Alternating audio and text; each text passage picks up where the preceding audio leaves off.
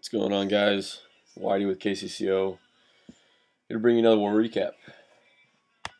KCCO with a victory, 54-47 over Union Jaya. Let's take a look. Stats. Both clans used all their attacks.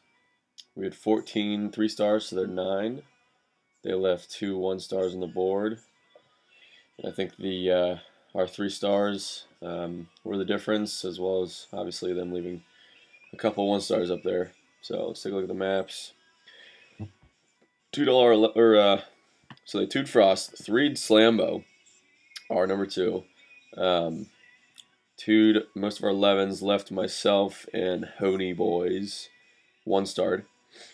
And then looks like they only 3'd one of our 10 Hall 10s. They looks like they really struggled with our anti-3 10 Hall 10 bases. KCCO, pretty low-key war for us. We actually had one 10 Hall 11 advantage on them. I think they had a few more 10 Hall 10s, but we 2'd all their 11s and 3'd all their 10s and 9s. So we had a pretty good war, but nothing standing out too much. So let's get into the attacks. First one, we're going to look at Clan Crasher here on the 2.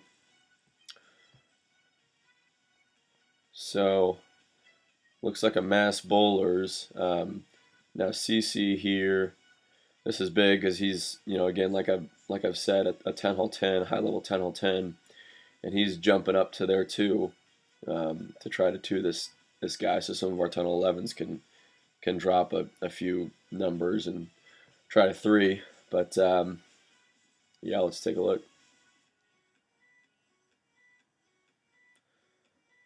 Send those jumps down first thing, drawing some fire from point defenses with those giants. And then from there, it's just bowlers and healers. Create a pretty good funnel for them. Pretty strong kill squad going in the middle there.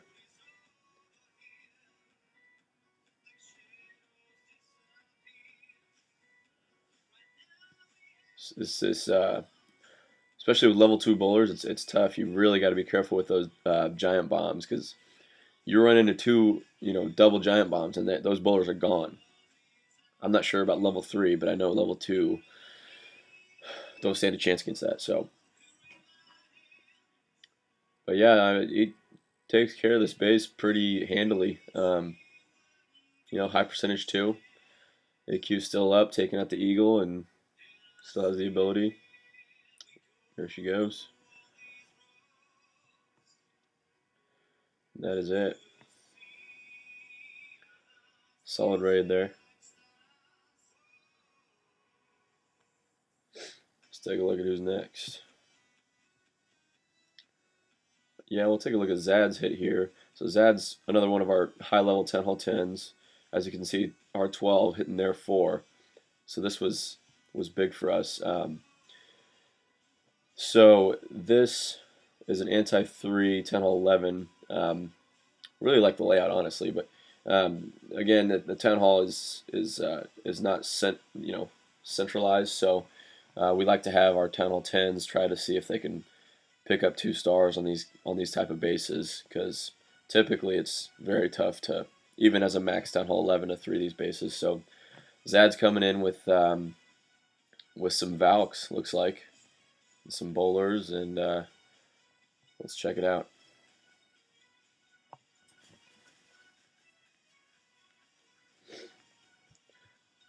EQ's at 12 to really open the base up, open the core up.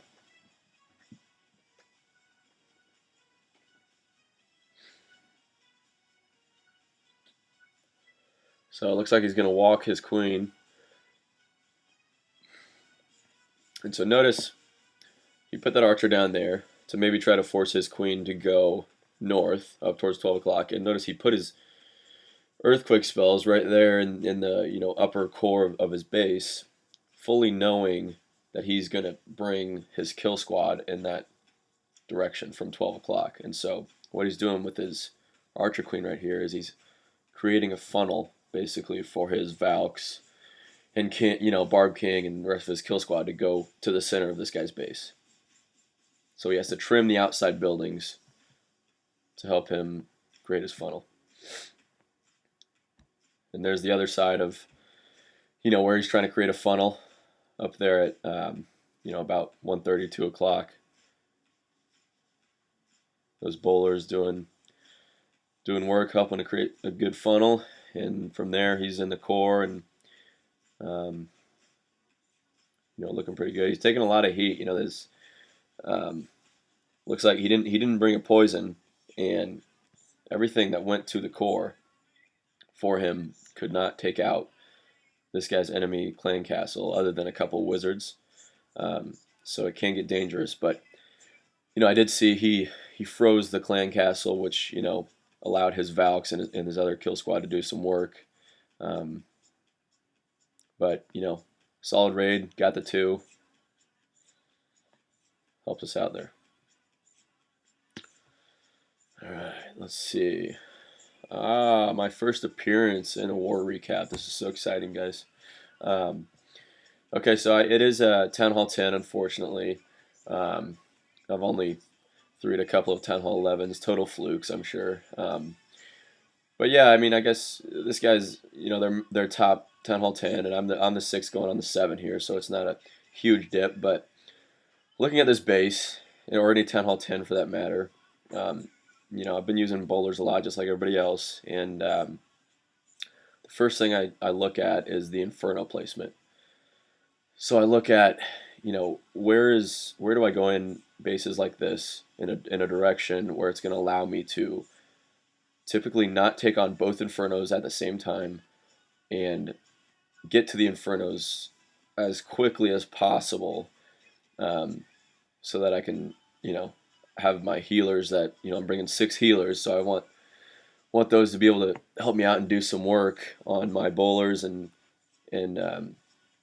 heroes. And if those Infernos are still up, obviously nothing's going to get healed there. So I go in from, I'll run it for you guys, but I set bowlers at 6 o'clock, and I'm getting some early percentage here with archers at 3 and 4 o'clock, minions right there, and then I'm going to go in and set my funnel at 6 o'clock and 9 o'clock, right at that research lab of 4 bowlers and 2 healers behind them to get that research lab, and notice it's going to get that archer tower as well.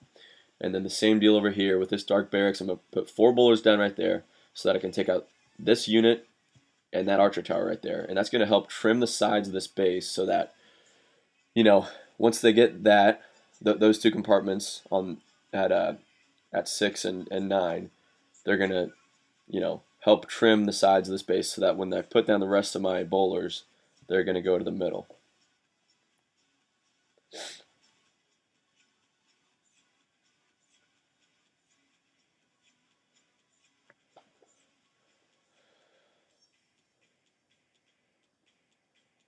And there you go. I set myself a pretty good funnel there. Wall breakers get in, some max giants in the clan castle. From here, it's just dumping all the troops, setting spells down, and it's go time. Real strong following going in the center there. Chose to use the ability right there to avoid some big bombs and enemy clan castle from doing much work. But yeah, I was pretty happy with this raid. I tore through it pretty good.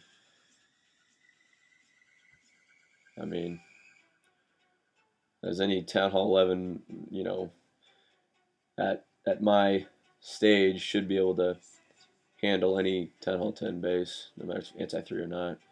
I did actually miss that jump right there. Should have been put right on that wall unit just to help it out, but nonetheless, destroyed the base pretty well. Go me. Next, we are going to look. Let's see what else we got here. Yeah, we'll show Duffs real quick. Duff is hitting the 8 here. Kind of a weird base. Southern teaser upside down. Not sure if that's called a northern teaser, but just some mass bowlers here.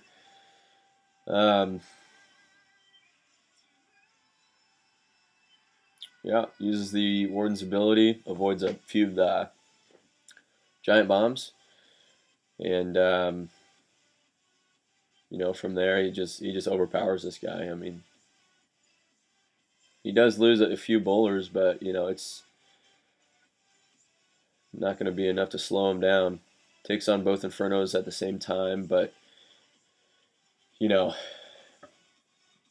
Duff knows what he's doing. I mean, it's he can just overpower him, taking out everything up top and then having minimal defensive units down below and all these buildings to deal with. So pretty solid raid there.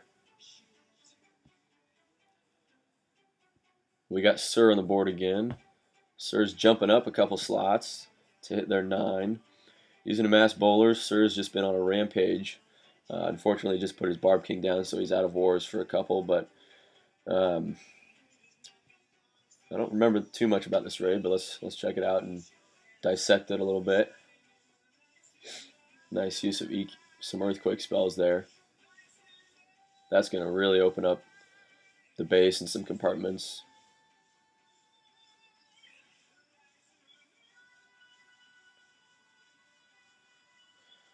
So he's going to help create a funnel for himself right there at 6 o'clock.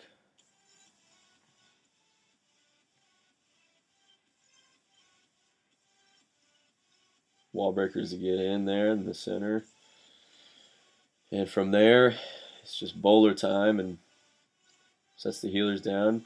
And notice he has 4 balloons for the back side. That cannon, maybe that cannon, and you know, some other defensive units to help with cleanup. So he does, like I was saying with my raid, I don't like to go at both Infernos at the same time, but I wasn't bringing any freeze spells. So notice Sir has, you know, a couple rage and a couple freeze spells. So that you can do that. You can go at both Infernos at the same time if you're bringing some freeze spells. So he knew what he was doing here. Very nice rage. Again, it's important. Notice that's a good freeze, getting that Inferno and the enemy clan castle, allowing for his Archer Queen to help take out a lot of those minions and, you know, everything in there.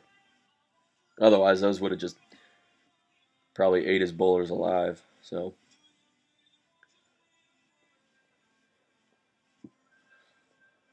drops his loons right there. Just nice use of trimming the outside defenses, just allowing his bowlers and Archer Queen to just do some work for him.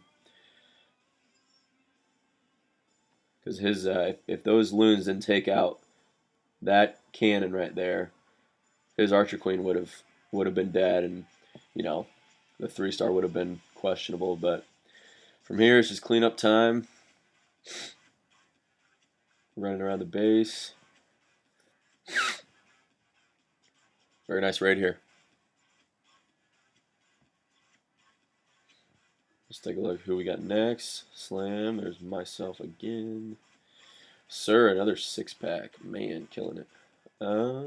Let's see. Let's take a look at Tommy's attack here. Oh, it's a Town Hall 9. Well, we'll take a look anyways. He's going to go mass bowlers here. Helping to create funnels at 12 o'clock and 3 o'clock.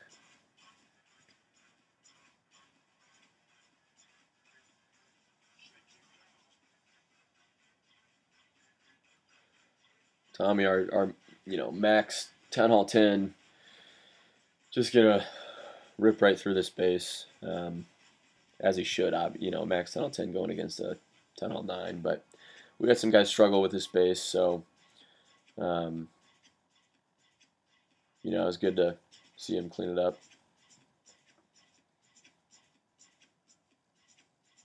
Nice use there of raging those healers and bowlers, because there's a double giant bomb right there, and if those giant bombs were either set off at the same time or he hadn't have raged up his healers and bowlers, his bowlers probably would have not made it out of that. So nice job there.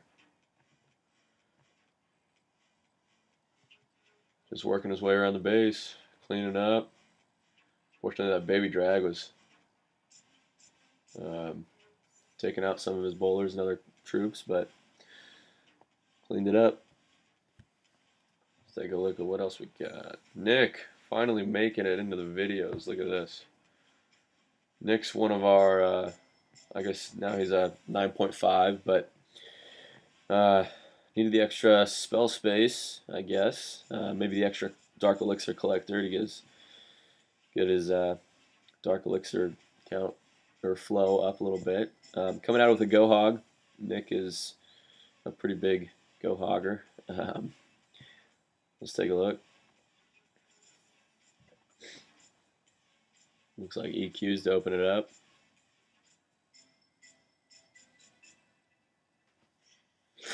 He's doing a two golem kill squad here. Wizards behind. Wall breakers in the middle. Avoiding any point defense fire, luckily. You never want, a Tesla to pop up and zap your wall breakers before they can get you into the center of the base, because that just destroys the whole raid. Kill squad's in. He's got a few wizards in there as well, helping him take out the enemy clan castle and enemy AQ. Notice he sets off a pair of giant bombs there, which is nice. And from here, he's just going to start trickling in his hogs, working counterclockwise from 11 o'clock. Nick's one of our best as far as surgically deploying your hogs. You never want to just put down your hogs all at once, because they'll pack together and they'll all run into double giant bombs together, and it just can end a raid pretty quickly. Also does a great job of heal and spell placement. He knows where his hogs are going, where they're going to be, and he leads them into his heal spells, which is big. Fortunately, a lot of skeletons are picking away at his hogs, but he's got a bunch, so he's going to be able to take care of this base. And from here, it's just cleanup time. So nice raid by Nick.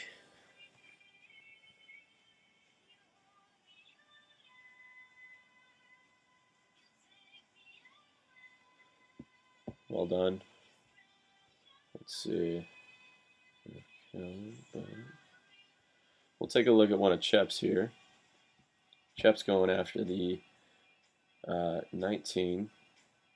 Coming at it with some witches. Haven't seen that recently since they've been nerfed, but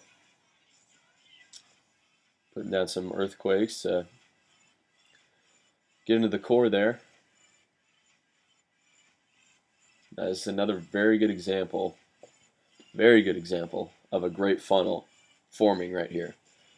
He puts a golem right there, right by that archer tower, and another one right there, and wizards behind it. Those wizards are going to take out these compartments and buildings, and he's leaving the buildings up here. I mean, even though those wizards are hitting that elixir storage right there, you get the outside buildings first, and then you leave the middle buildings for your heroes, or in this case witches, to get.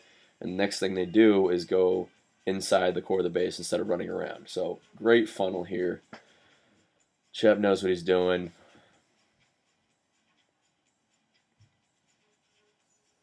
Nice wall breakers there to get in.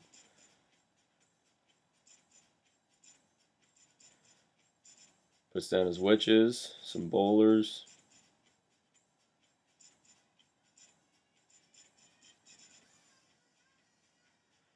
Really leads his troops in. That rage spell was great, because it kind of you know, led them into the base, gave him some extra speed and power. He's gonna tear through it pretty good.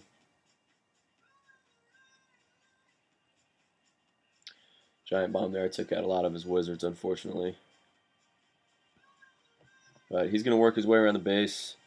Get a different attack, and tough without using, some type of like healers following some troops to just keep them alive as they take on new point defenses. But pretty strong kill squad going clockwise around the base here. So he's going to clean this up.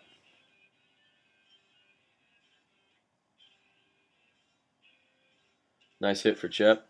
And he had a 6-pack this war as well. So nice job in this war. That's the last attack I'm going to show you guys. We got a war going on right now, as you can see the chat blowing up. But hope you guys enjoy what you see. Leave a comment, a like, subscription. Doesn't matter to me, but yeah, thanks for tuning in. I'll see you guys next time.